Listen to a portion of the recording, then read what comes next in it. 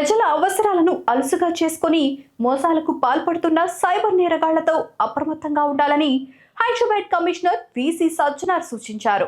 గత 10 ఏళ్లుగా ప్రజలను మభ్యపెట్టి భయపెట్టి వారు కష్టపడి సంపాదించుకున్న డబ్బులను గద్దల్లా తన్నుకుపోతున్న సైబర్ నేరగాళ్ల పట్ల నిత్యం అప్రమత్తంగా ఉండాలన్నారు.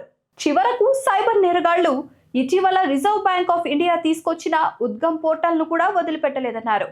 ఉద్గమ్ పోర్టల్ను అవకాశంగా మార్చుకొని లింకులు పంపి జనాన్ని బురిడి కొట్టిస్తున్న తీరు ఆందోళనకరంగా మారింది. బ్యాంకుల్లో పాత ఖాతాలు క్లెయిమ్లు ఇప్పిస్తామంటూ మాయ చేసి డబ్బులు కాజేస్తున్నారు. నేరగాళ్లు పంపిన లింకులపై క్లిక్ చేస్తే క్షణాల్లో ఫోన్ హ్యాక్ అవ్వడం, బ్యాంక్ ఖాతాల్లోని డబ్బులు మాయమైపోవడం ఒకేసారి జరిగిపోయే ప్రమాదం ఉంటుందని సజ్జనార్ హెచ్చరించారు. జనం మోసాలకు గురి కాకుండా ఉండాలంటే కొన్ని జాగ్రత్తలు తప్పనిసరి అని సూచించారు. ఎవరైనా కస్టమర్ కేర్ నుంచి బ్యాంక్ సిబ్బంది ఫోన్ చేస్తున్నామని చెబితే నమ్మొద్దు.